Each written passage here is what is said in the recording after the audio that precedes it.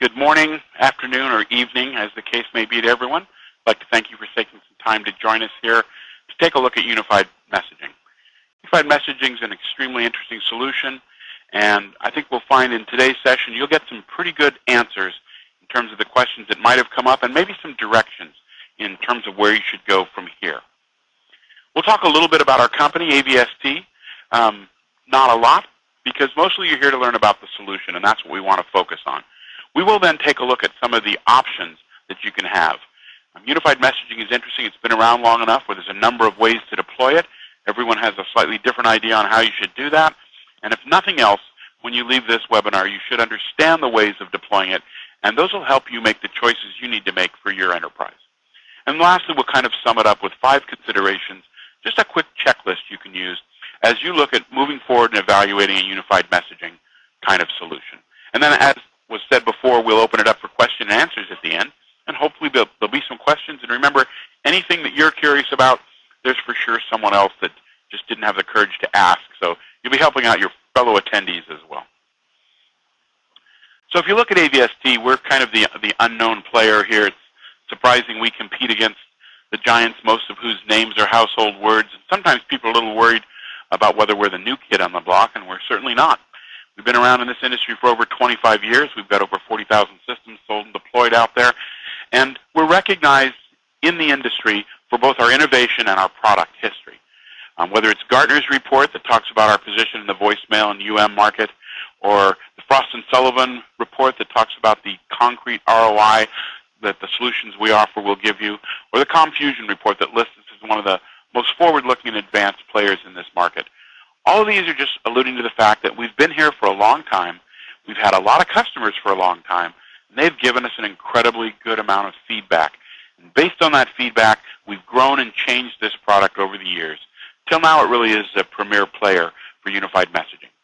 We actually deployed the first unified messaging solutions back in 1991, so we have a nice 15, 16-year solid history of looking at this solution and figuring out how to deploy it in a wide range of enterprises and a wide range of sizes of companies. So what we're going to do today is kind of give you the benefit of that experience and talk about our solution and how we see it fitting in the market. Always nice to have some slide up that talks about our successes. And what this one does, besides letting you know that we're a solid player in the market, is it sort of talks about 4 areas where we tend to be very, very successful.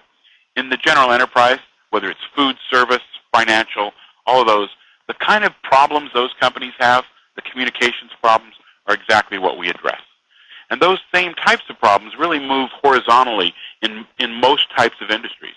So in education, whether it's higher education or the lower schools, in the government, whether it's a city, county, or even a federal government agency, and certainly into the healthcare industry, what we found is the unified messaging solutions we provide are of great benefit to those people.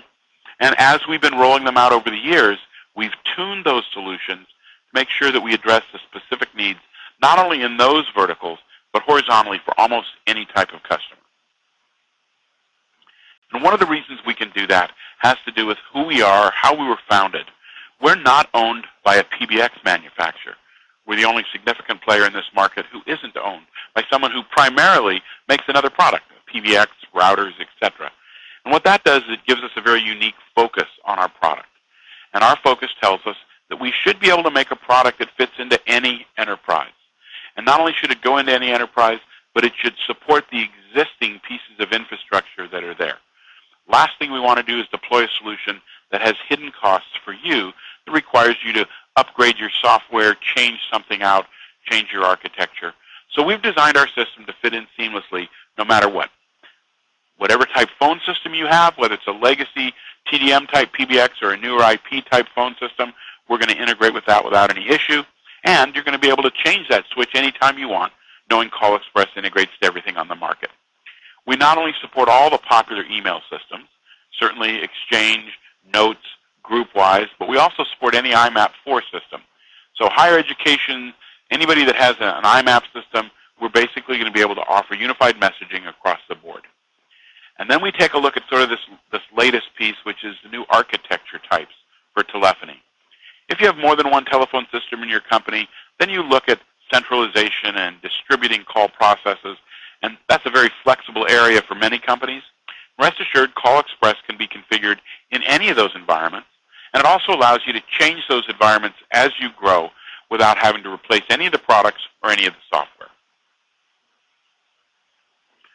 So if we actually look at what's going on in the industry in general, and this is not just unified messaging, but this is the communications and data industry overall. Right now, everyone's struggling to reduce costs. It's a tight economy, and of course the goal is to leverage that existing infrastructure.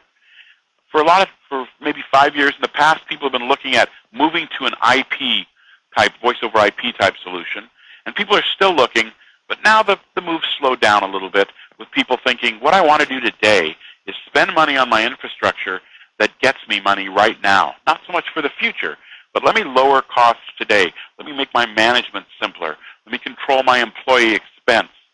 And as I do that, whatever I deploy, I really want to make sure that that's going to fit in whatever new architecture I pick.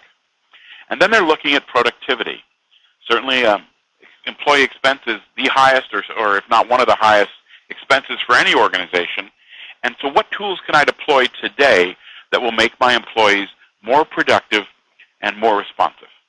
And for productivity, unified messaging is one of the key elements in the unified communications world that's actually already today out, deployed, and returning true value.